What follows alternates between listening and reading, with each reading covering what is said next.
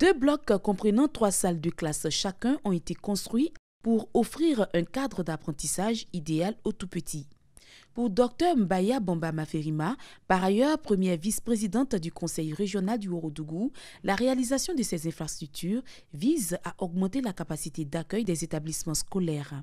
Elle permettra également à de nombreux enfants d'avoir la chance d'étudier et de travailler dans de bonnes conditions.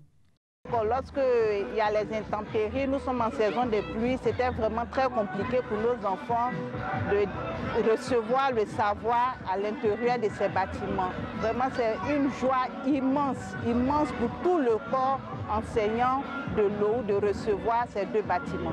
La première vice-présidente du Conseil régional du Ourodougou a indiqué que le gouvernement fait du développement du capital humain l'une de ses priorités. C'est pourquoi, a-t-elle souligné, d'importants investissements ont été faits dans le secteur éducatif afin que chaque enfant soit une chance pour sa famille. Le financement de ce projet a été assuré par le Conseil régional du Ourodougou. Il y a au moins 2 ans, nous avons fait la visite des lieux et nous avons constaté tout ce qui était dégâts. Et nous avons promis que, au niveau du Conseil, nous allons faire un travail. Et on a fait ce travail et ça a payé aujourd'hui. Donc on demande à tous ceux qui sont là de faire un entretien au jour le jour. Parce qu'il ne faut pas laisser détruire quelque chose de joli, de beau. Il faut qu'on entretienne cela.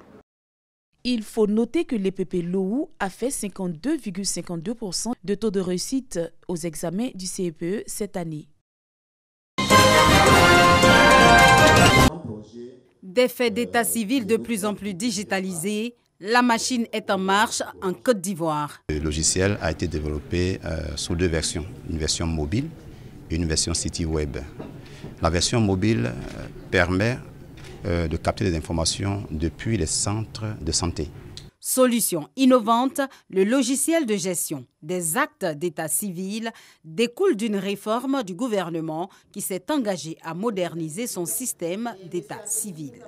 De décembre 2021 à ce jour, la digitalisation connaît une phase pilote dans 17 centres d'état civil, 150 points de collecte sanitaire, 8 régions du pays, ainsi que dans quelques consulats et ambassades.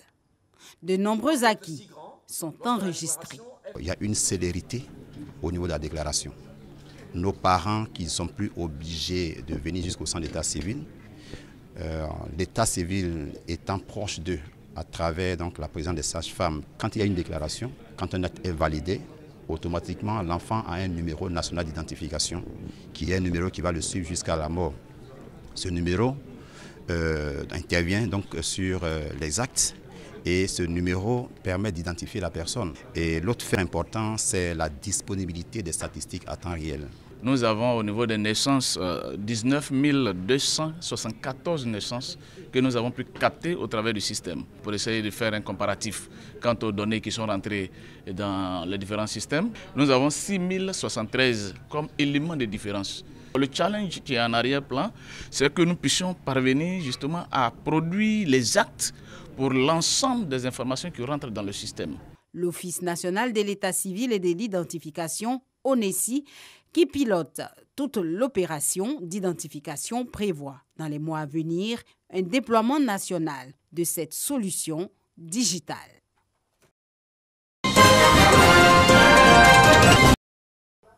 Accord historique à la salle de conférence Eugène Djekakou de l'ANP Sisa-Cocody.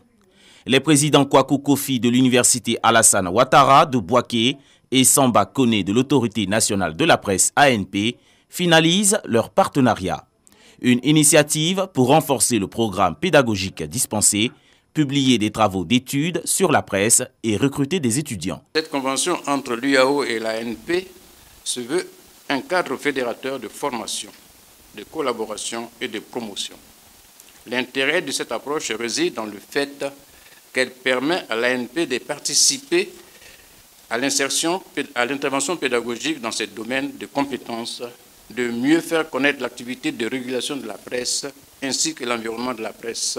Pour notre institution, cette convention nous donne l'opportunité de bénéficier de l'accompagnement technique, scientifique, professionnel de l'ANP. Cette convention est pilotée par un comité de suivi et d'évaluation afin de gérer les actions à mener.